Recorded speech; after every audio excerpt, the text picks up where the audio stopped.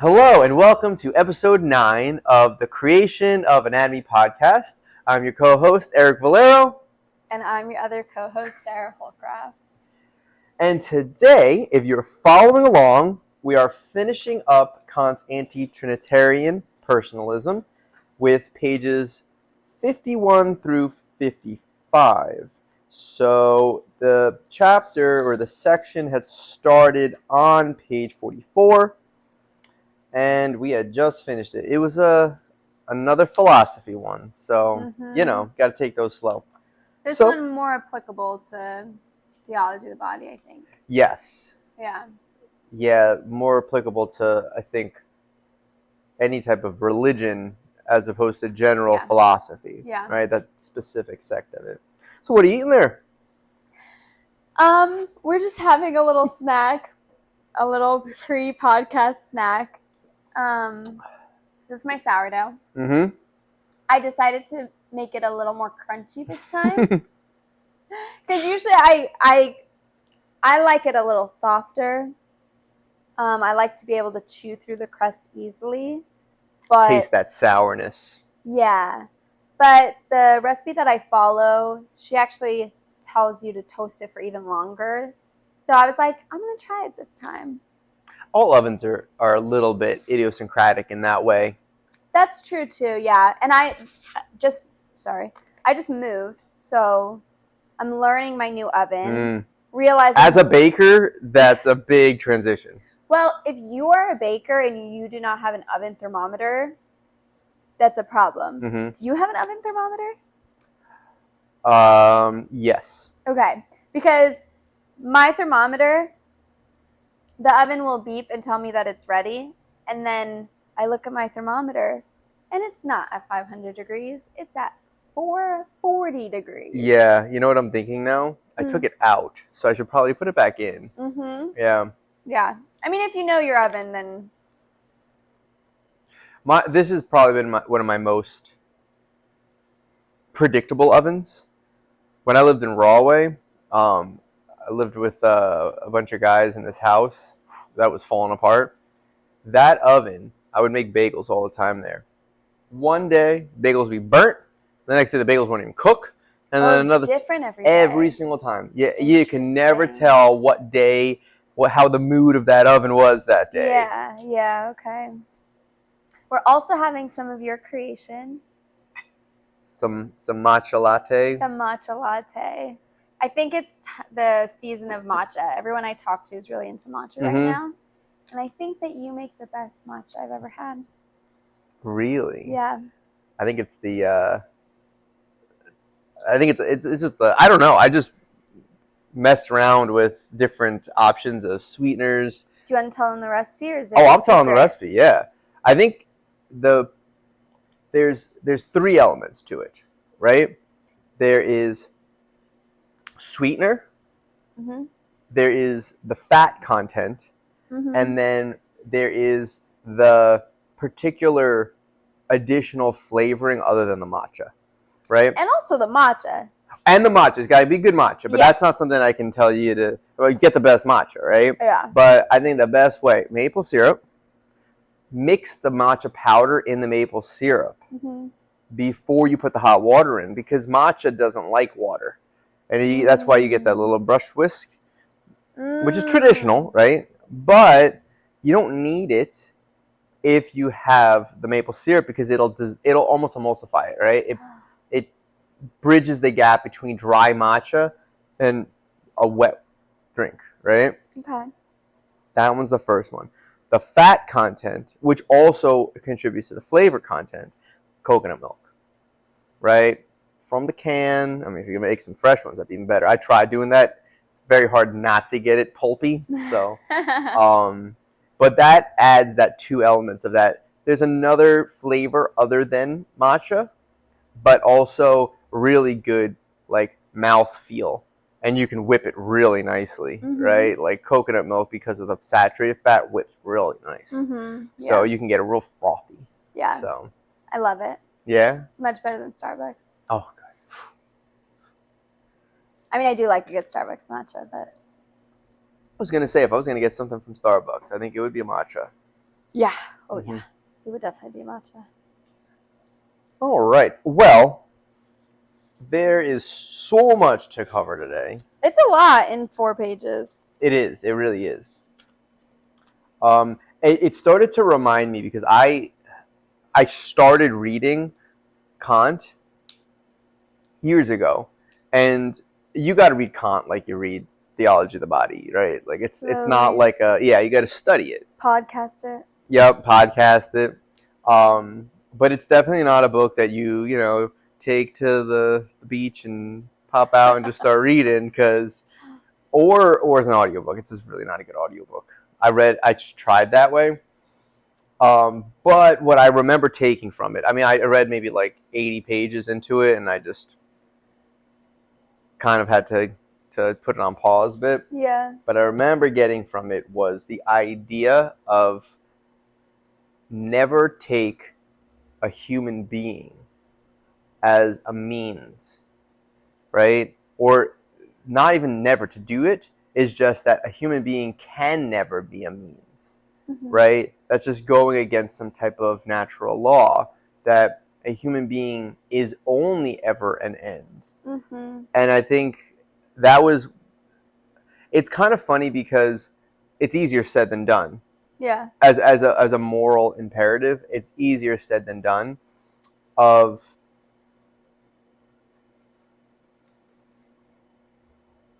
if you look at why you're doing something and the interactions you're having with other people, and you play it back and you go, was this person a means to an end? It's so hard for them not to be. Right. Because the thing is, there's this whole idea of like altruism is really hard to justify or to prove because it always seems like it comes back to some kind of egocentric cause. Well, it's hard because we need each other. Right. So obviously when we receive from each other too. So when we interact with one another, ideally we're always going to receive because that's how relationships should be. So like I'm not going to go back to a relationship that isn't in some way serving me, even if it's not like happiness or pleasure or but like even if it's something very heroic, like it's still serving me in a way. So like I don't even think it's necessarily possible to go into a good relationship, a good encounter with somebody without getting something for yourself. I actually think, because that's a big, I mean, I almost feel like on debates on altruism on the internet or even just in general, the whole idea is you could take, like, the whole idea is like somebody could challenge you, tell me something that's a completely selfless act. And it's like, it never will be because like there's always some reason why you're doing it because you think it's the best for you. Right. And like you might say there's a mistake where it actually didn't end up being the best for you, but like you did it because of that. Yeah. And to be honest, I think the idea of a selfless act is not an act in which you don't gain anything. Right? It's just less self. Well, not no self. Well, yeah. Well, to be honest, I think he even goes into this of the whole idea of like, I think this kind of touches on a bit of suicide, right? Is the idea that you have an imperative to exist, right? And that there's a much more detriment to the society if you're not there. Yeah. Right? And I think there's an anti-suicidal idea behind this, is the idea that you have an imperative to continue to exist. Kant would say whatever, right? But if God intends you to be here, right? So I think some people might say like, oh, they feel worthless in the world or something like that, and they don't want to keep taking and taking and taking.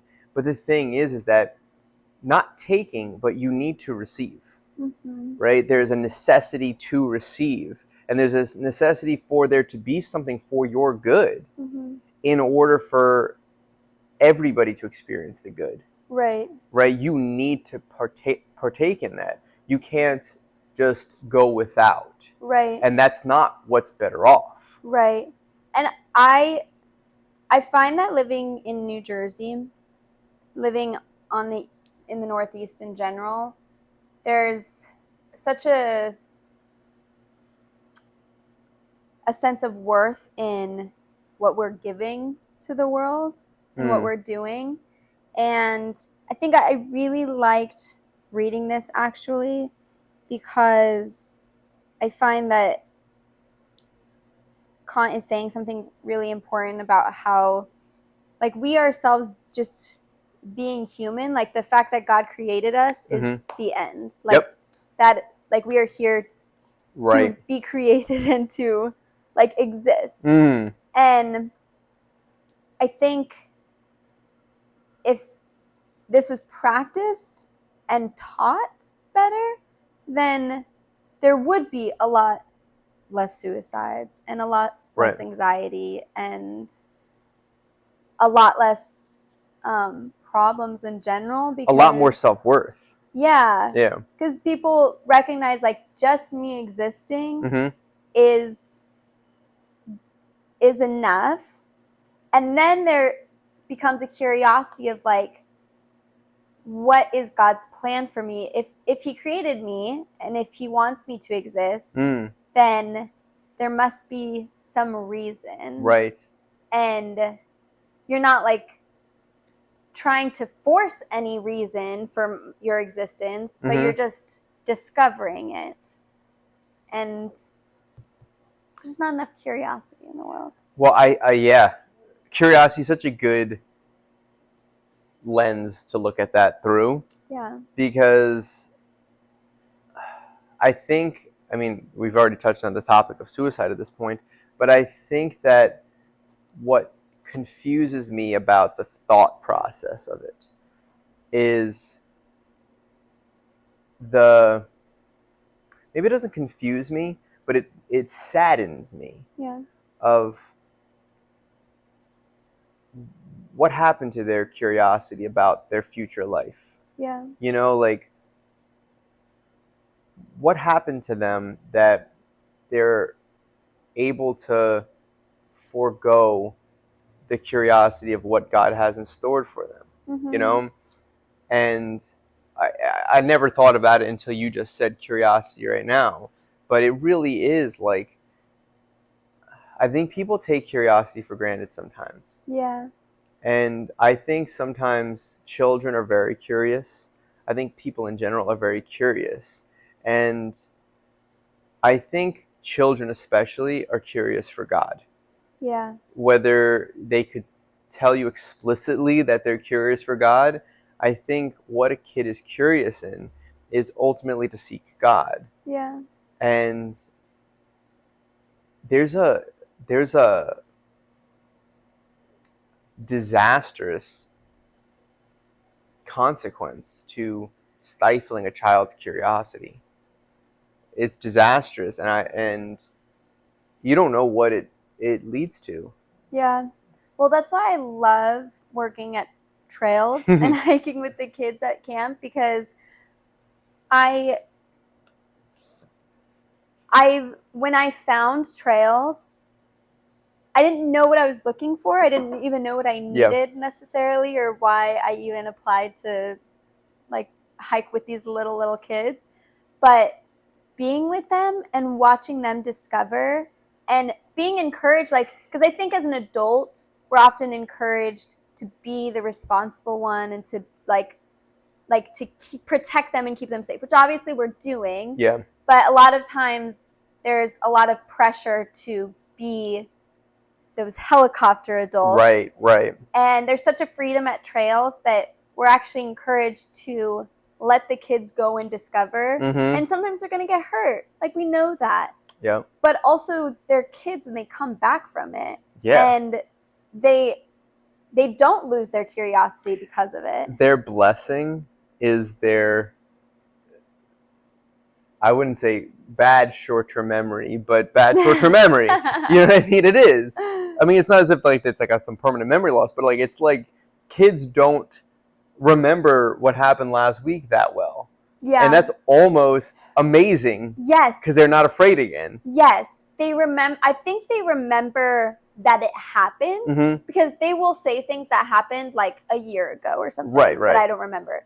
But I think you're right. They don't necessarily remember all the emotions that they experienced with that event. And so they're not traumatized. They just, and so they want to go back and like, to them, they remember it as an adventure. They remember it as a good story. Yeah. And because I remember when I was last year hiking with some 4-year-olds and they accidentally went off trail and walked into a bee's hive, and they come screaming to me, and it was all very dramatic, and they calmed down and we talked each other through it. We cried through it, and we kept on hiking. Yeah. We didn't leave for the day. We kept on hiking.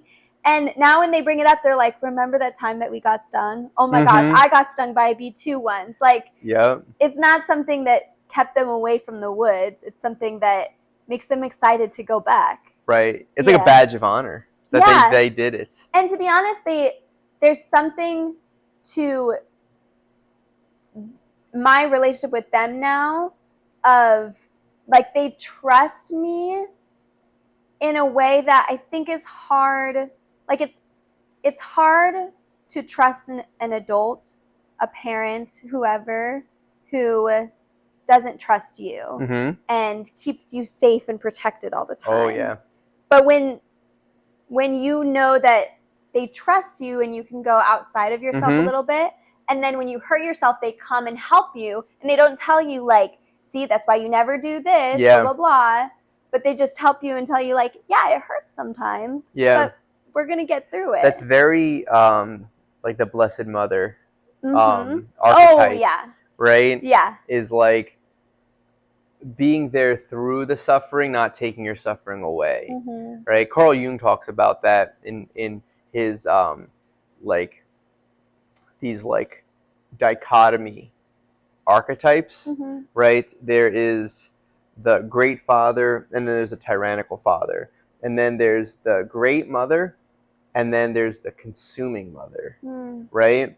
And you might say like all of them show up in fairy tales all over the place, and the consuming mother shows up in a fairy tale that has been taken and reiterated into many different stories. So the consuming mother is the fairy tale. You might say like it's just a story that keeps getting told over and over again, which is an archetype, right, of Hansel and Gretel. And then Hansel and Gretel got retold as Coraline. Oh, okay. Right? Because not that they're the same specific ideas, but the archetype is the same of a mother who wants to take away your vision in order for her to plant her idea for you. Right? Same with Hansel and Gretel, a witch that is giving you everything you want, but then wants to consume you, right? Wants your soul, right? And I don't think any parent wants, maybe any good parent wants for that to happen to their child, but I think the devil comes in with fear, right? Is that you can turn to the devil in fear because he will give you false security. My child could be hurt, and I'm going to take away his freedom, which is not the Christian thing to do, in order for him to replace it with his safety. And that's a very following the devil and not being courageous type of attitude to have. And this is kind of exactly leads into what we were reading about with the whole slave state and paternal. Which I'm going to say what I understand. I don't know if I'm understanding it correctly, but it sounds like, well, I really like this sentence. I think it explains it well. On page 53, filial submission to a benevolent father destroys autonomy even more radically than slavish submission to a violent master. What page? Page 53. Did you say that? Yeah. Okay, I didn't know which page. Sorry. I know you always point that out for me. Page 53. But I didn't hear the page. Okay, page 53. Yeah. Okay, I'll find it. It implies an interior and spiritual submission, not only an external conformity in actions. A slave's heart can be his own. A true son's heart belongs to his father. Mm. And then the next sentence kind of confuses me because I feel like that makes sense to me. And then it seems like he's saying that it's not Christian. Right. I was going to say, this is where, like, it's kind of funny because I was thinking about this in general, is how when you're looking for someone's opinion, like when somebody is using an example, I think it's so easy to either go, this person's using this as a negative example, this person's using it as a positive example, right? And Kant is so strange of an example for JP2, is that he's just like, I'm not in favor or against Kant. Right? There's plenty of things he said that were great. There's plenty of things he said is wrong. Right. And you have to really pay attention to what he's saying, because you're like, oh, are we in favor of that? Because he's not like evil or like the bad guy, the villain, or the superhero. He is like he's very much this very gray character in JP2's studies. Which I think what he's saying makes sense. I think why it must be not Christian is because this is assuming that it's a father who isn't like God the Father. I don't think it's a father that exists. In Kant's idea, I don't think it's a father that actually exists. Okay. I think it's a father that is like concocted in the consciousness. Okay. Right? I think that's kind of the idea that Kant's talking about God, and it's like, he's like, for all intents and purposes, you want to call this God, that's fine. But like, I don't think God's a being is kind of what Kant's view is. But for all intents and purposes, Kant's views are very Christian-esque. Yeah. But I still think if you like really ask them point blank, is there a being that God's a being? Yeah. I think you'd probably say no. Right? I'm getting that too, because just from the beginning when he was talking about how like the will is what the most important thing is, like above the law. And consciousness creates the attributes of reality and morality. Yeah. Right? Yeah. So yeah, how could there be like a one being God if he's not in control and doesn't determine morality? Right. Yeah. Well, we were just talking about that it's kind of funny. We were talking about that before the gospel last Sunday, because you had read that was going to be the gospel. Yeah. Of the idea. Oh, yes. Yeah. Right? Isn't that like so funny? I wrote about that. Did you really? Yes. I was going to say, because that's exactly it. Yeah. Is like, I think that gospel particularly makes it very clear that within the Jewish and the Christian faiths, that God is not an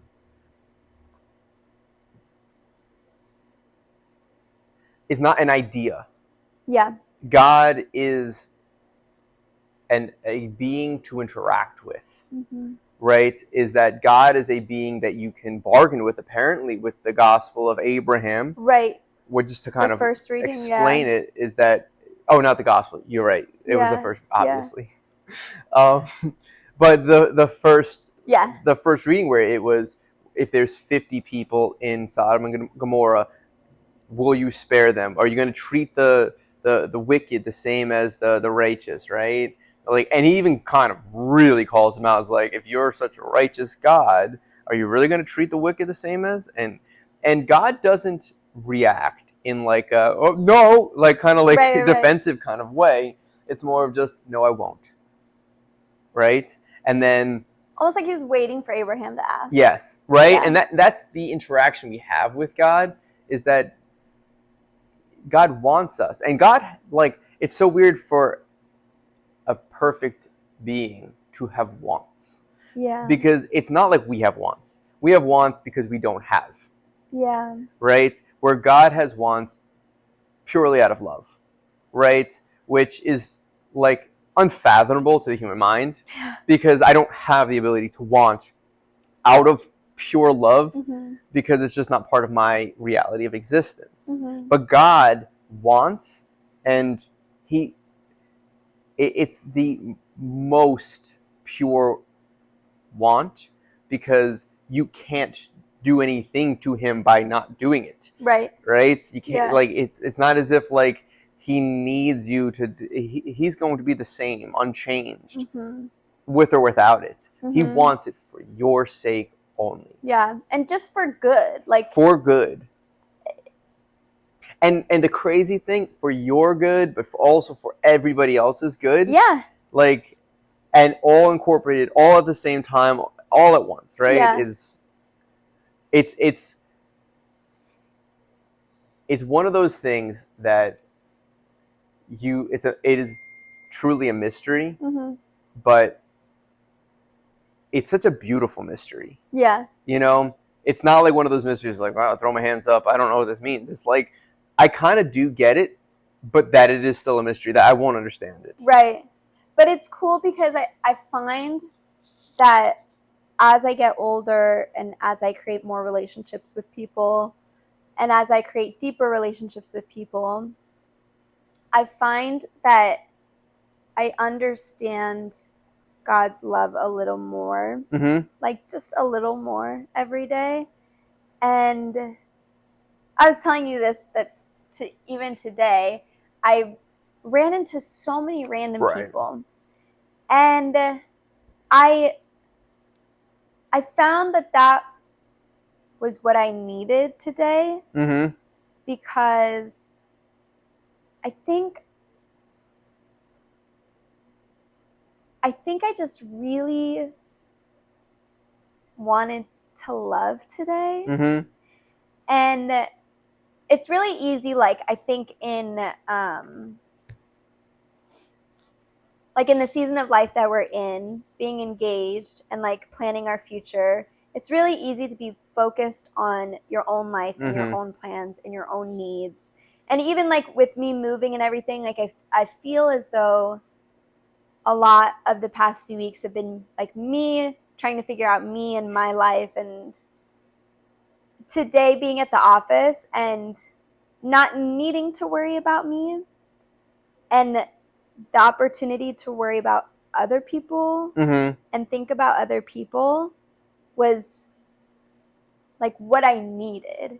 Yeah. And which is weird to think, because again, like God doesn't, like, does he have needs? Like he doesn't need anything, but he can't. He's always in the season of life of the other. Yeah. Right? Yeah. Like, he's never like, hey guys, I'm getting married, so sorry, I have to kind of do me right now. Like, Yeah. it's never the case. Yeah. But you can see is that, like, you are having the ability now that, like, you've kind of overcome a lot of the obstacles of moving, and Yeah. that, like, you have the opportunity to be that beacon of light, that conduit of God's goodness Mm-hmm. again, because and the thing is that I think you owe it to the people that came to you today to have done that for yourself, to be Yeah. able to be in that place, because I don't think you necessarily could put that type of thing off. Mm-hmm. Right? You have to be able to take care of yourself. It's kind of the oxygen mask phenomenon, right? You have to take care of yourself first before you're able to take care of others. And it was almost like, well, once you were able to take care of yourself, now it's like, well, here's your opportunity to be a conduit of goodness again. Mm-hmm. Yeah. And it's something, as you were saying before, like it is a mystery. Like I don't know how to explain Mm-hmm. how powerful love is, that it fulfills me in a way that nothing else does. Mm-hmm. And that I always had a really hard time with, I know you haven't finished Harry Potter, but I think it's in the first book that Dumbledore is talking to Harry and says that the reason that Voldemort couldn't touch him is because of love. Mm-hmm. And I always felt like that was really cheesy. Yeah. I was like, okay. I don't know what that means. Very hippie. A little bit. Yep. But the more that I am coming to know God, the more that makes sense. Mm-hmm. Like, the virtues of love and faith and hope are so powerful. Right. And we've been talking about hope a lot, but I think as we read through this, like, obviously the theme of love will come up, and Right. I'm kind of excited because I know that there is so much more to understand about what it means to experience a powerful love. Mm. And what even the phrase, like, God is love, like, what does that mean? You know? Right. We were even just talking about how when God is speaking, and even when people are speaking about absolutes about God, his grammar just starts to fall apart. Right? Yeah. Like I remember in the St. Catherine of Siena book, Yeah. I forget exactly what he said, but like it's God narrating at that point, right? And he says, "Me am goodness," and I'm like, "What? What is that?" And then like you get stuff like, which is very common to hear in Christian, like in church and stuff like that, is God or Jesus is risen. Yeah. Right? Which is like it's like that reflexive noun of is Versus has. as versus has. Yeah. Right? Like it's not that it happened. It's more of like he is the act of rising. Yeah. Right? He is that. And like as somebody that really likes like linguistics, like it breaks my brain because almost every statement said in absolution about God, which is kind of hard to do in the first place, is just breaks language. Yeah. It really does. It just breaks language. And there's almost like I just leave a little asterisk around those in my head of just like, don't try to correct. It's not going to work. Like any absolution about God will not fit into words. And there's almost a little caveat to the, oh, this is confusing grammar to put here as, well, just remember, language is limited, and what we're saying about God is not contained in this imperfect message. It's true. But also God does choose to use those words. Mm-hmm. And so there is something to be understood in that message. Like, I think it's the thought process. That's the whole, like, going deep into that thought of like it's almost as if language was made for the process of figuring out what this little sentence means in the first place, of what God is. Yeah. It gets deep. Well, I mean, I was thinking about that. Like, I get really in my head, especially reading the St. Catherine of Siena book. Yeah. Is, you know, in the Old Testament, God the Father speaks and is even standing in front of plenty of the characters in the Bible, Abraham, Moses, right? And and even Job, right? In the New Testament, that doesn't happen, right? There's occasions where he has lines in there, but I mean, the Saint Catherine of Siena, the dialogue it's more. You hear God's voice far more words than you ever heard in the Bible in that one book, right? And it's like, whoa, this is a lot to take in right here, because like this is all divine, providential, inspired words that are being written on this page right here. And I kind of get that idea of like when Moses' like face is kind of burned off after he sees the backside of God on Mount Sinai. Yeah. Is that like, I really see how that is the case. Mm-hmm. You know, because you could really get in your head about language. Yeah. And when God uses language, right? And I think language is so fascinating in the first place, because language, like walking, is not taught, right? Is that like our brains are just awaiting to take on the language we hear around us, right?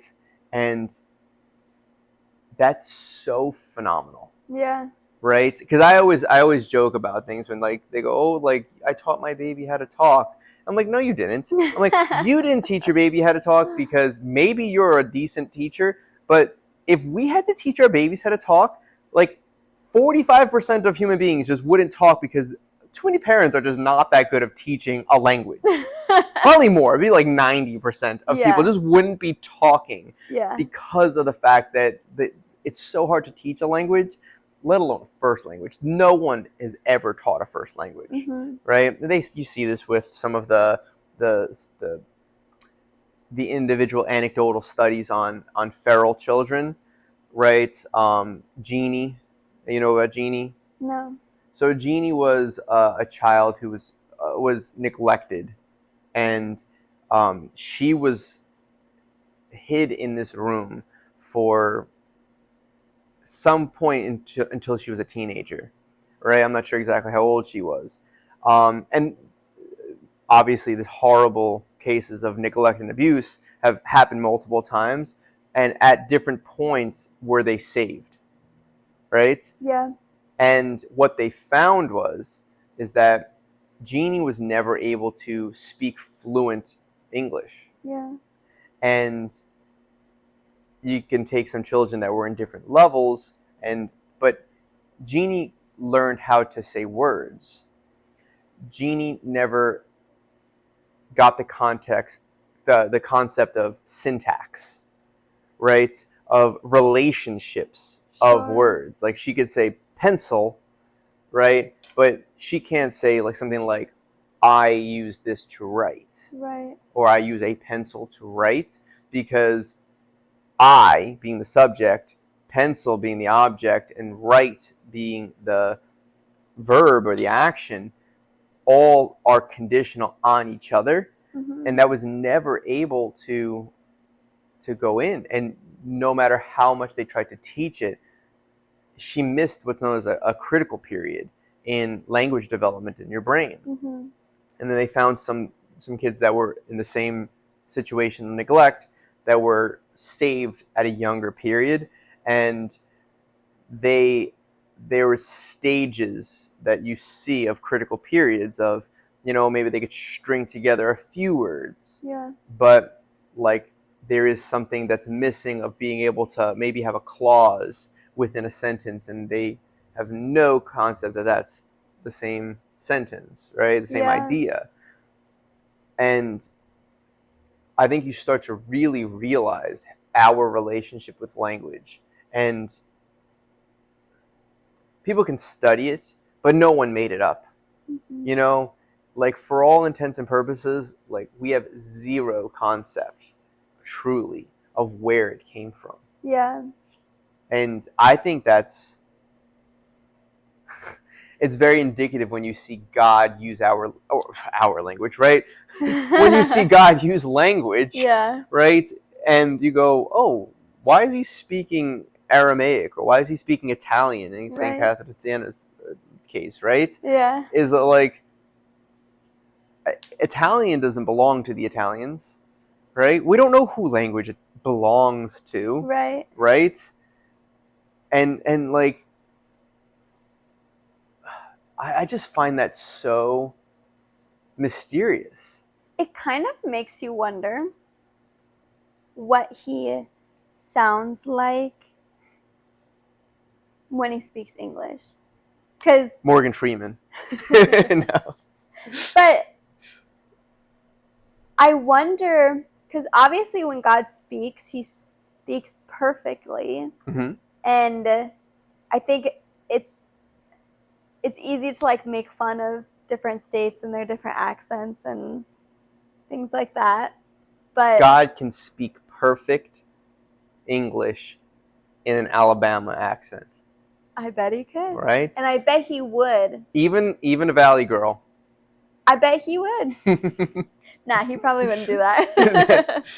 But I don't know. I kind of wonder if when like the saints they hear God's voice, what that actually sounds like. Mm-hmm. Because does, or is it even a sound? Like I almost wonder if it's like just something understood. I wonder, but the one thing that I'm almost positive of at this point in my understanding of perfection, because we've been on this journey Right. of I feel like you have a better concept of perfection than I do. But on this journey I've been, I think one thing I've really come to the conclusion of is specific and particular.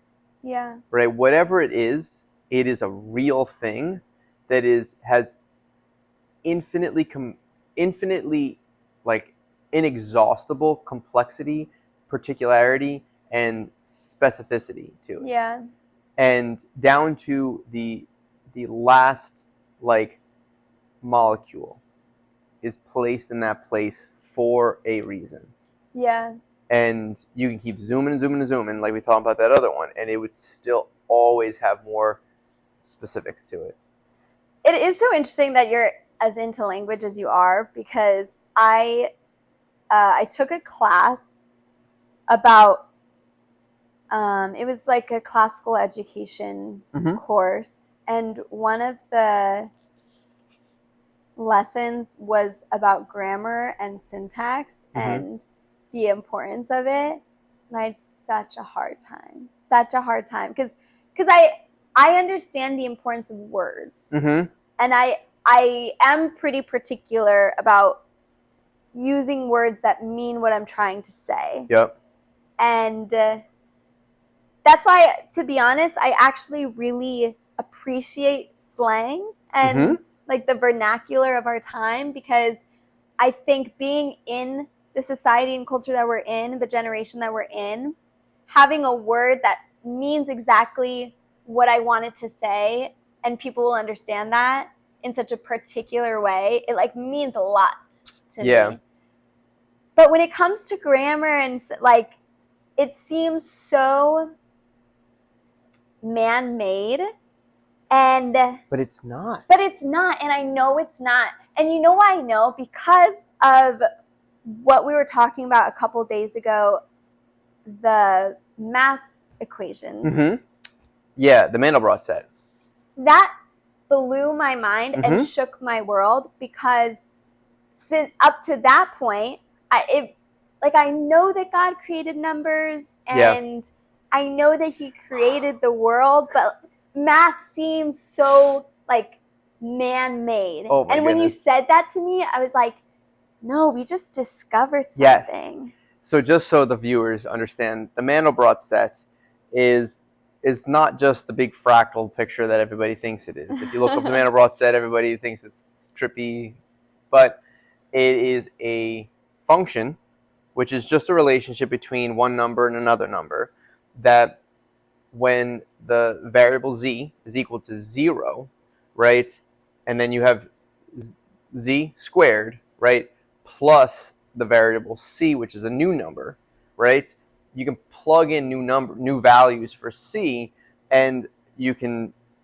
put it through over and over again, and at the end you get a new value, plug it back into c, or plug it back into z, right, and you keep plugging it in, and if as you keep plugging the relationship between the next number with the previous number, if it blows up into infinity or negative infinity, it's not part of the set. Mm-hmm. And if it starts to like hone in on a point, it's part of the set. Mm-hmm. And right, is that like that? You might even say it's arbitrary, because it is arbitrary in the case of God, right? Because like it was just somebody thought of this, and the thing is that it's a pretty, and it's an interesting one. I bet God could create infinitely more Mandelbrot sets, right? More, he knows every interesting little like crevice in mathematics that has something crazy. Yeah. But you're right, is that the relationship between numbers is discovered, not created. Math is discovered, not created. And the crazy thing is that, I mean, I'm sure it came about because YouTube's algorithm, right? But not so much. It's not so like, there's a YouTuber called The Redeemed Zoomer, right? Okay. And he's this kid, he's like, he's not a kid, he's early 20s, I guess, right? And he was talking about the Mandelbrot set as a proof of God. And it was just so funny that came up, because I'm just like, I know it came up because I looked that up, but he just recently posted that. Is that like this idea is a pretty pertinent idea for our time right now of like rediscovering God, right? A lot of people are rediscovering God. And I think math, as opposed to science, is a really good way to appreciate God. Yeah. Because the ideas in math are sitting there waiting for us, and they will never change. Yeah. Science, sure, right? Like evolution changes in time, ecosystems change, climates change, whatever, right?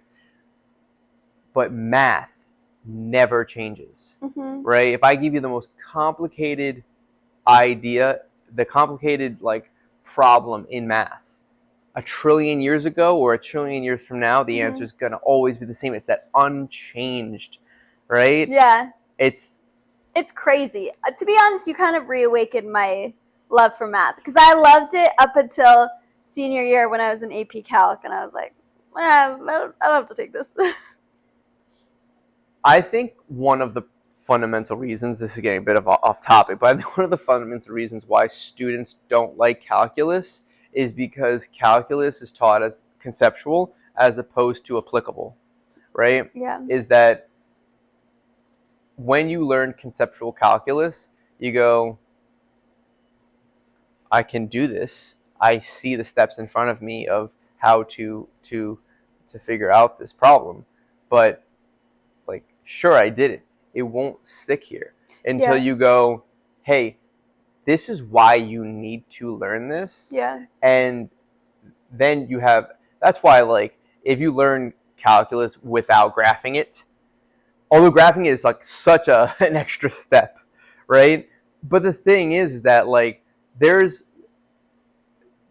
beauty in visualizing it and taking something conceptual and in an imperfect way being able to visualize it, right? Like I'm a big just data nerd, and like I just love watching the videos of like numbers going into something and a graph changing in different ways. Like I think it's so fascinating to watch that.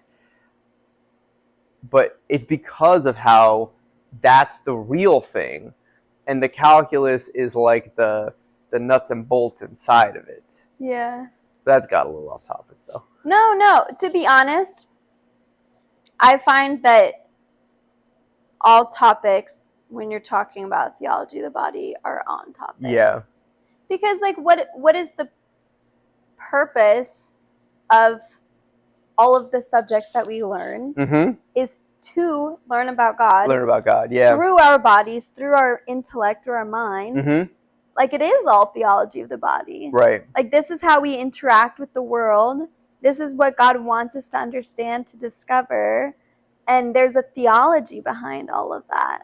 Oh yeah. Yeah.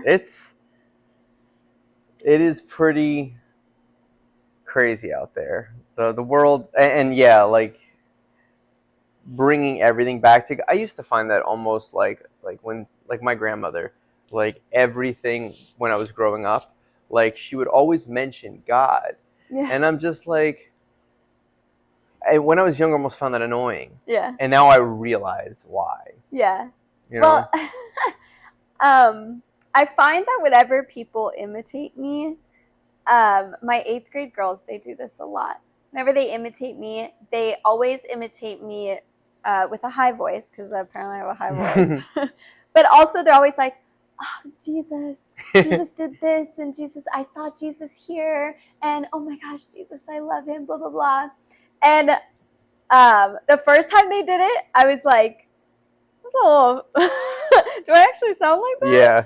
But to be honest, like that was something I was insecure about for a while when I was in high school, is I felt like I thought about faith all the time. Mm-hmm. And I thought about God a lot, and like how he is in all these situations in my life. And I felt really insecure saying what I was thinking, because I didn't want people to like be annoyed by me. And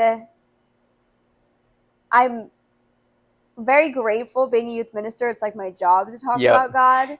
Being a religion teacher, that's literally everything I do. And it gives you an out for that need to talk about it. Yes and no. I find that I still have to talk about him all the time with. No, I just mean people. Like that. It gives you a platform. Yes, yeah, that's true. Yeah. And I think it encourages me too, because I see how important it is. Like I have this job not just to get paid, but because it is important to talk about God, and because he's not talked about enough. Right. And like you've been to our Bible studies, the teens constantly talk about how they don't have the space to have these conversations with their friends, and they don't feel comfortable having these conversations with their friends. Yeah. And they want to. They want to have that space. And I think I'm okay with being remembered as the annoying girl. If it means that people have a space to talk about him when they want to talk about him. Because obviously, like, it's not like we talk about God all the time. But also it's very clear. You and me? Yeah. But also it's very clear that when we talk, it is about him. Right. Even like when we talk about our life, or when we talk about our families and our relationships and even gardening, like it all comes back to like what is the purpose of it all? Yeah, I think if you keep asking the question why, if the last answer isn't God, you should wonder why you're doing it. Yeah. And why are you even talking about it? Right? Yeah. Yeah. So I do want to, just because I think we got a lot, this is going a long time, I want to make sure there's a few things I wanted to bring up, which, I'll try to get them to go up organically. The one thing I wanted to mention. What page? On page 53, what you were just talking about, where we got on this whole conversation. Perfect. Which was about the idea of God the Father, trusting in God the Father, as opposed to feeling as if like you're a slave to God the Father, which is like the opposite of freedom, which would be the lack of free will. He talks about, in the first paragraph up here, what is the greatest despotism imaginable, right? And he says, what is the greatest despotism imaginable? A slave state in which the head of the state does not intend the good of the citizens, but rules them for his own ends. No, a state under the benevolence of a father who does intend the good of the citizens, this is a superlative despotism, right? is that, I mean, that's very much like you're saying. You can't really go one way or the other with that one, because it's a little bit confusing, because he's not all pro-Christianity, but he's also not saying something evil either. Mm-hmm. And he talks about this in the previous one, which I don't have to read, but it's very similar of that whole paternal government, Yeah. as opposed to something that is free. And JP2 says this as well, is that freedom is not the freedom to do what you want, but the freedom to do what you ought, Mm-hmm. right? Is the point I wanted to bring up there is Dostoevsky wrote this book. It's translated, the name is a few different ways: The Underground Man, Notes from the Underground, right? But in there, the main character speaks of this utopia where the government has figured out a plan where everybody has all of their needs met, right? And that he says some kind of quote along the lines of, people have all of their needs met to the point that they only need to eat cakes and worry themselves about continuance of the species, Mm-hmm. right? I'm sure the translation gets kind of gets the point there, right? And what he says about that, he talks about man as being a piano key, right? That you're just being played by the government, right? Really. And how in that scenario, because of the nature of man, he'll break the system, right? Mm-hmm. He doesn't want to have his needs met, because the ultimate goal, I think people look at some of these problems in the world and they go, wouldn't it be just better if they were all gone? Mm. And could you imagine a world where all the problems are gone, right? Is that, you know what you'd do? You'd start creating problems. Yeah. And it's the point is not to just be there, right? And the whole idea of this, like, this slave state in which the head of the state does not intend the good of the citizens, is that is the idea of a government that tries to make their citizens happy, Mm-hmm. right? As opposed to free to do what they ought, you know? Like, people should have faith put in them. Yeah. That you could mess things up, but we're going to live in a society where I'm holding you to it, that you have to choose what you ought to do, Mm-hmm. right? Because you'll ruin it for everyone else. And I don't know, I don't want to go too much on that, but I just thought that was really interesting he brought that up, because it seemed like, because Dostoevsky's obviously hundreds of years after Kant. Yeah. But they seem to touch on that same concept of a government that, you might say, what God's ideal government would be is obviously not freedom to do whatever you want. Right. And that idea comes up a lot, even when you read all these dystopian novels that have come out in 1984, Brave New World, yeah. Right, yeah. This idea, I think it comes up because it's so relevant to society, like, Yeah. always. Like, it's not like our generation or this century, but it's like, this is just humans. Like, we have an idea of an ideal world, but when we actually put it on paper and put it in a story, we realize that can't work. Mm-hmm. And the sad thing is, like, people don't realize that. No, like, right. Why is it that people read these books and they don't put two and two together of, like, that this means that our society can't be pain-free. It can't be problem-free. Yes. Because then this would happen. Mm-hmm. And I think people think that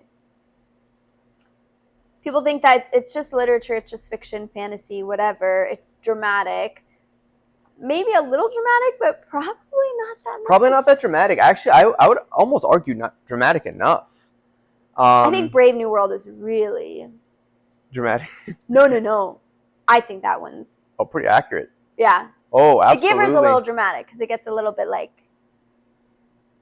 fantastical, but Yeah, I mean, it gets very almost like North Korea like, right? I mean, so does 1984, but like, yeah, I think I could almost, I see Brave New World as being a real, like, possibility in the sexual revolution type, yeah. where That was like, way too close. that was really weird, like the thing is that like the divorce of sexual relations, and which happens in The Giver as well. Although The Giver's obviously a children's book, so they don't talk about sexual Right, relations as being pleasurable. But right. in Brave New World, the idea of sex is purely a pleasure, Yeah. and we're going to take care of reproduction elsewhere, and we're going to divorce it, is happening in this world right now. Yeah. Is you are seeing so much so with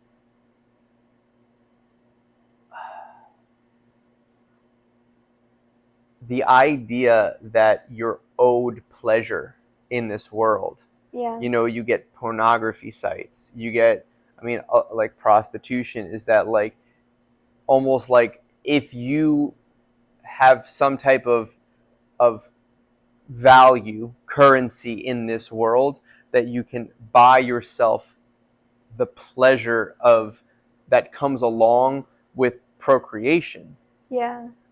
And that's a really scary thing, is that to have procreative pleasure divorced from procreation itself is, it almost feels like a hack. Mm-hmm. And it is a hack. It really is a hack, actually. I mean, to be honest, like, I imagine a world at a certain point. I mean, they do have these now. They have rat studies where they can take the nucleus accumbens, right, which is a pleasure sensor in your brain, Mm-hmm. and this is really, this gets into the neuroscience of things, but really scary idea is that because of the way that pleasure works, especially in the nucleus accumbens, when they stimulate that in a rat's brain and they pair it with a behavior, the rat becomes distressed and uncomfortable, and but they're just like they're exhibiting pleasure responses, but it's not something that seems as if it's anything good. Is that they become obsessed, right? Right. Like they will sit and starve themselves in a corner. If you, so the way that they had set the experiment up is that they would have a sensor when the rat would be in a part of the cage, Yeah. and it would release that stimulation to the nucleus accumbens, and the rat would forego eating and kill itself to just stand there in that location. Mm-hmm. And that is a really scary reality of Brave New World. Mm-hmm. And today, like And that's today, what people do. people do that. People Mm-hmm. forego. I mean, it's crazy to think you see these declining like populations in these countries, and you hear about how rampant it is for young men, particularly, to choose a life of watching pornography and maybe busying themselves at an at-home job instead of going out in the world and creating a family. Yeah. Is, how do we not see that that's absolutely a problem? And there is an asceticism to the idea of, look it, you very it's very unlikely that you are going to continue your pornography addiction and start a fruitful relationship with a woman. Right. Yeah. It is, I mean, I'm not going to say impossible, but for all intents and purposes, like, you're setting yourself up for absolute failure by maintaining that. Yeah. And like, how do you think, I mean, do you care how your significant other views that? it's weird because I think as individuals, and to be honest, I'll even put it in, like, I'll give an example. I think as individuals, we kind of forget that there's a science to our bodies. So, like in my case, I ran track in high school, Mm-hmm. and if I had like a cramp or something, or if I just had like a really, like, I don't know, stressful, like a really intense workout, then my coach would tell me to like go home and drink chocolate milk or something like that. And I would just do it because he told me to do it. But I think if I didn't have a coach, then I would just keep pushing my body, thinking that I wouldn't get hurt and thinking that I could keep going, because I kind of forget that, like, that I'm human, I guess, Mm-hmm. and that there are limits. And I think going back to like the pornography example, I think people don't realize that there is a science behind it, Mm-hmm. and that it actually affects the way that you think, the way that you interact with people. And which is interesting because I don't know if you've ever seen Friends or Mm-hmm.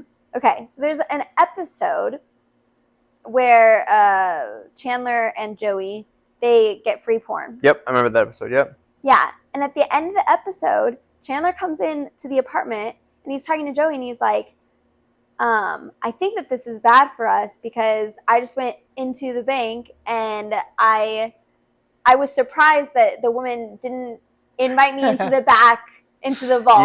Yes. And like, it's kind of like, it's a joke or whatever, but it's also kind of real. Like, when we surround ourselves with a different reality, we don't know how to interact with real reality. And it's in an abstraction, right? Mm-hmm. So, Jean Piaget has these two functions of our ability to acquire the awareness of reality, right? Assimilation and accommodation, right? Mm-hmm. So we have these he calls schemas, right? Of how the world works, right? How do you interact with a bank teller, right? Mm-hmm. And you might say that the idea itself of the specific of do's and don'ts, you might say, of interacting with a bank teller is what you might call the schema, and then the individual interaction you have with the bank teller requires assimilation. Mm-hmm. There's specifics to the specific. Specifics of the specific. There's specifics of the situation that you need to apply to your base schema of how to interact with a bank teller, right? There's the specific need that you have to have met, right?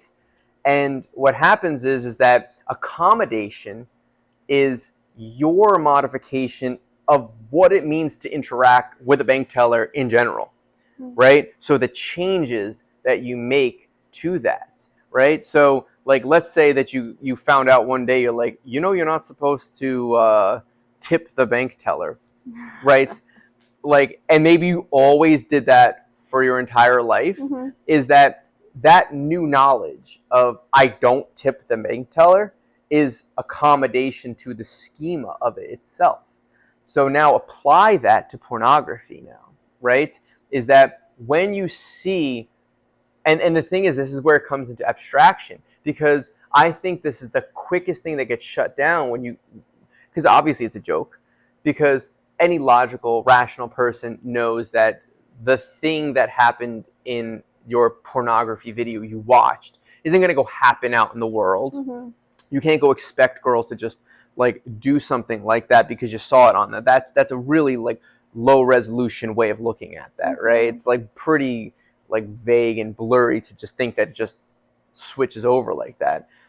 But you don't know, because the thing is, accommodation happens whether you like it or not, is that you may change the subtleties of what it means to interact with a girl little by little as you watch more and more pornography, and your understanding of what's appropriate, what's not appropriate, what causes this to happen, what doesn't cause that to happen, is going to just change, because that's how we evolved, right? Like, we evolved to say, what's the chances that this is going to happen, right? You see it happen 1,000 times, you're going to go, well, this happens often. You see it happen once in a blue moon, you might go, all right, this could happen, I shouldn't expect it to happen. Yeah. But now you start to take little subtleties of the way that a man interacts with a woman in pornography, and you watch it 1,000 times, your brain is going to go, this is something, and it might be something you don't even explicitly realize. Yeah. But this is something that has happened 1,000 times in front of my face. Yeah. I can expect it to happen 1,000 times more. Yeah. And when it happens 0 times in non-digital reality, there is a disconcordance to that. And that gets very dysfunctional for society. And what ends up happening is a lot of these young men that have pornography addictions are finding themselves in a world with the wrong map, right? Because really what assimilation and accommodation are meant to be used for is to map an expected reality, map an expected habitat that you live in, if you take it on more of an ecological approach to it, right? And when you are feeding yourself information, and very, very high recall type information, something that comes with pleasure, has a high recall value, right? And when you're constantly feeding the information of something that does not look like your habitat, it's like you're adapting to living on Mars while you're still living on Earth. Yeah. Right? Is that those adaptations are not going to benefit you on Earth. The adaptations that you're having, and the thing is that adaptations, like anything else, happen whether you like it or not, right? You start adapting away from something and towards something else, you are not adapting to the reality you live in. Yeah, and I think society is trying to change the reality. They're trying to make it more normal to have these kinds of relationships and have this kind of understanding of the world. Cram it into that, yeah. But it's not possible because, like, God created reality. Like, this is reality. It doesn't work if it's not God. It doesn't. And so society is like bumping up against God, and people even more so like feel like it might be right because society is saying it's right. But I mean, it all goes back to this topic of human dignity. People keep trying to use each other as means to their own end, and they aren't happy because that's not reality. Right. They're living in a fantasy. But the other point about that is that consensus is also not reality, right? I mean, the thing is that, let's just put it this way. I'm sure that a lot of the ideas that men have, void of women in reality, won't work, right? And which is why it's good that we have both men and women, because it's the vice versa, the same thing on the other direction, right?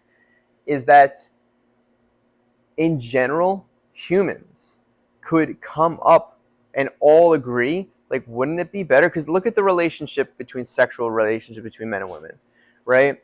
Is that men often want to have more sex, and they want to have sex with more women than women for men, simply because of the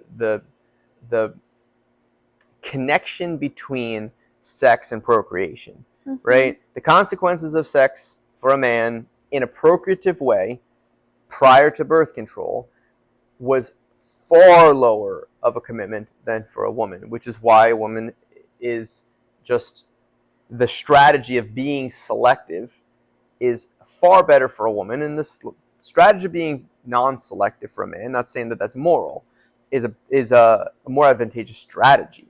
But the thing is that there's this competition between men and women in the fact that men want something, women want something, and they have to figure out what it means to live together. Yeah. And it can't be a consensus.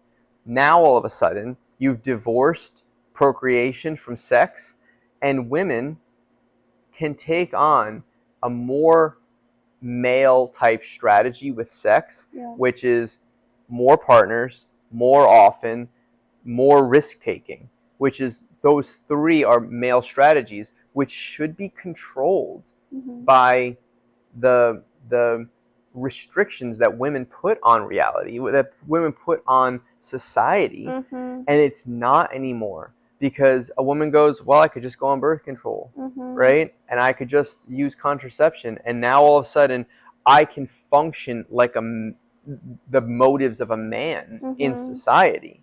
This is a big conversation in the Catholic Church, like among women, and there's a lot of conversation about how do we encourage the feminine genius and not try to make ourselves more masculine so we can fit into society, but we can stand strong in our femininity to change society into what it should be. Right, not give up. Exactly. Right, because at this point, it seems as if the feminist movement in this empowerment, which is anything but empowering, is fully a surrender. Guys wanted to have sex with girls, and they pushed so much, and now all of a sudden we figured out how to have the consequences taken away, and there's a surrender on the female side of, okay, well, we're just gonna live in this like chauvinistic society all of a sudden, where it seems as if, not to say that, I mean, let's just put it this way. On a very biological level, morality on a reproductive front is kept in check by the female population. And it's very clear that that's not even, I don't even think that's up for interpretation or objection, because male strategies aren't sustainable. Right? Is that, I mean, if you look across the spectrum of life, not even just the animal spectrum, but the spectrum of life, certain organisms become very difficult to tell between male and female. And not all of them have male and female. But do you know what the fundamental definition of female is and male? Because, I mean, you can't just say like genitalia, because, I mean, or even chromosomes, because that's not even the same thing in certain things either. Is the idea of gametes, the reproductive cells, for females are large and few, and for male are small and plentiful. And that is the essence of femininity versus masculinity. Femininity is high commitment and scarcity, right? Where masculinity, on a fundamental level, on biological level, is low commitment and plentifulness, right? And neither of those strategies function, and they wouldn't survive on their own. Is that they on a biological level, they need each other, right? Well, and that's exactly it. I mean, women start off with the amount of egg cells they'll ever have, right? They start off with that many follicles. That's not the case for men. No, that's really profound, though, and obviously is the whole point of this book is man and woman, he created them. for a reason. They need each other. Yeah. But I think that man and woman, because although I did just say that it is, let's just put it this way, the pendulum has swung towards the masculine side as far as sex goes in society. Yeah. And it is the necessity for the female, I hesitate the word to use obligation, but interaction in the conversation has to be more in there because of the fact that it has skewed far more toward a masculine strategy. Yeah. No, it is a responsibility and kind of an Responsibility. obligation. Yeah. No, I would say on a theological level, yes, obligation. And yeah, I would say responsibility on an individual level. Yeah. I feel like we could talk about this for a really long time. Yeah, well, I think we really stumbled upon something there. And it's just the beginning. Like, yes, this is only page 55, people. We're not even reading Theology of the Body yet. I know, we're still in the introduction, but no, it's. I mean, it's so clear why this is important, because the fact that the problems in our society are so prevalent that they come up so easily in conversation because they need to be talked about and acknowledged. I also think that scientists, and I just feel like, being somebody that studies science, I mean, I've never done research before, right? My own research, other than if it's some kind of own anecdotal evidence with patients, right? But I feel like on the side of science is that there is an abandonment of faith and truth in science, and not by everybody, but I think that you see red taping, and you see this very esoteric nature to particularly the medical sciences right now, of there are people that know, and then there's the people that don't know. And I don't find that the infrastructure of the bridge between the two is set up well right now. And I think that what's happening is that people are thirsting for the truth. Yeah. They're thirsting for that ability to trust doctors again. Yeah. And I think that they're breaking down the barrier between the two, and in some in a good way and some in a bad way. And I wrote that article I showed you about how the answer is not to go pretend like you have a medical degree and start reading research papers. The answer is start educating yourself on the basics, because then you can have conviction behind what you know, and you don't have to go, well, here's my source. It's like, Jesus, I think one of the most profound things that was said about Jesus was how he spoke with conviction, unlike the other religious leaders. Yeah. Who and I see that paralleled in society so much today, is that people can't speak with conviction because they're not told the truth. Right. They're not living that out. And I just wish people would be able to see the importance of understanding the fundamentals of something, so that you can speak with conviction, as opposed to trying to take from the top.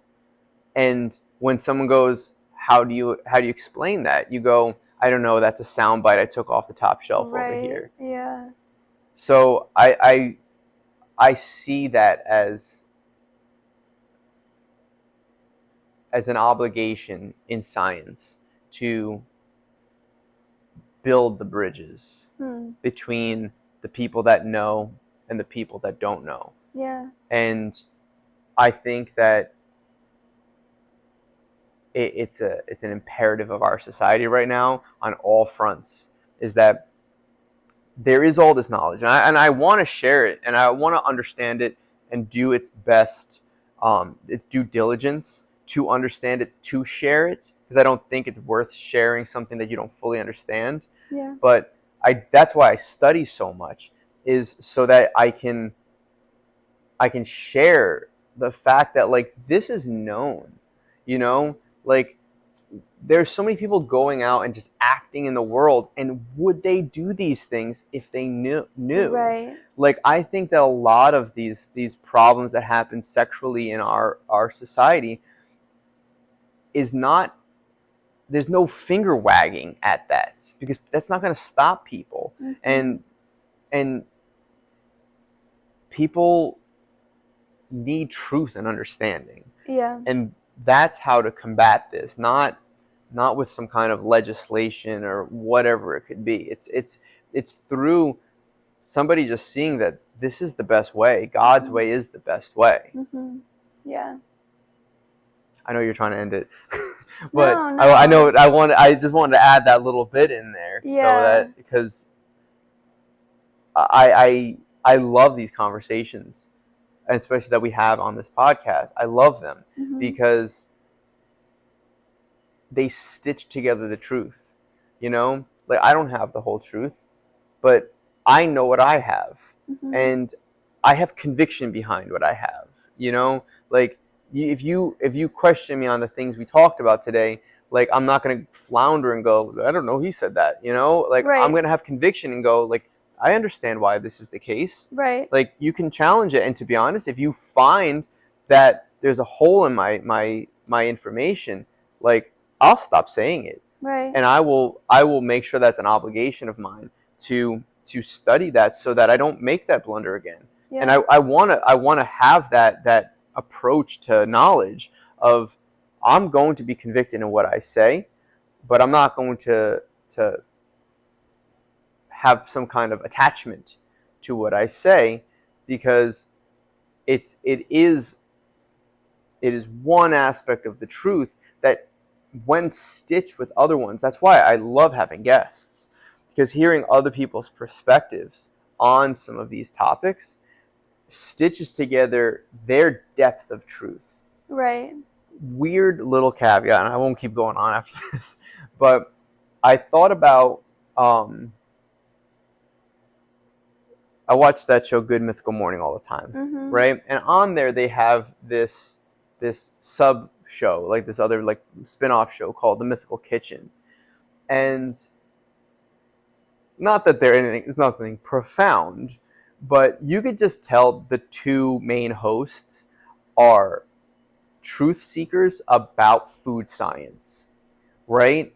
And it's so fascinating to hear them talk, because they're in such agreement on some of the things they talk about.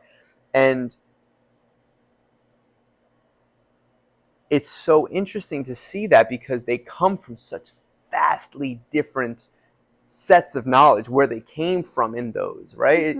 And you can just tell that they have married the two journeys of truth together, and that they bolster each other up in their truth. And it's about kitchen and food science, but it's such a beautiful endeavor to have, of, like, joining your depth of knowledge with another person's depth of knowledge, and having them hold each other up, and like, it's almost like you're stitching together some of these lapses in our understanding of truth, and they're starting to fuse together, so that we have a better picture of what God's like. and what God's creation is like.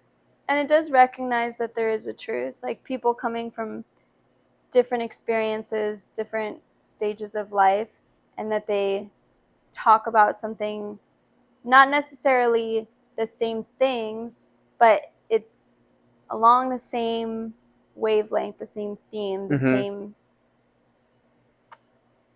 the same truth, The same really. truth, Yeah. right? Like, I think there's two ways to look at that, and there's the relativist way of looking at it of, hey, maybe this guy's perfectly right, maybe this person's perfectly right, and they both can exist even though there's contradictions, right? Which is the far extreme. And then the other extreme is duke it out immediately because somebody's right and someone's wrong, and figure out like how are you right, and duke it out until you figure out that they both have to marry each other to be perfectly true. And neither of those approaches are with the Holy Spirit, right? I think that through conversation, you start to intermingle and slowly add little stitches together of your knowledge sets. And I think that's what we're doing as like an engaged couple of, you have your life experiences and I have my life experiences. And when we come to a disagreement, there is this sense of, let's just duke it out, right? Let's figure out, like, are you right? Am I right? Like, and that's never the case of like one fault being completely on one side or the other. Mm-hmm. But the answer isn't brush it under the rug. Mm-hmm. Is you follow the Holy Spirit in the conversation you're having to stitch together both experiences in the right manner. Like there's a proper manner to doing it. And that comes through basing your relationship in God, basing your relationship in truth, but knowing the virtue of patience, that it's not going to be immediate, right? I mean, I think of that, this is a weird visual that I have, but you know when you this is so dumb. I feel like this is such a a very strange visual, but do you know how like sometimes they'll put like that, like almost like a rock salt in like a Starbucks drink to kind of get like a salted caramel taste? No. No, like you know how like salted caramel, it's like you get like little bursts of salt. Oh, like the coarse crystals. Yeah, the coarse salt, Oh, right? okay. Is that, you might say, isn't it just the same as far as like sodium levels? If you just mix the salt in, right, it's like all blended in and it's distributed equally throughout. Is that like, that's not the way it ought to be? And you might say, like, couldn't me and you just kind of like take our brains and minds and life experiences, just scramble them together, and it'd be done, right? But like, that's not the way it's supposed to be. Is that I think of it more like clay. Let's say you had a blue wad of clay and a yellow wad of clay, right? Is that it feels so much more beautiful to swirl them together.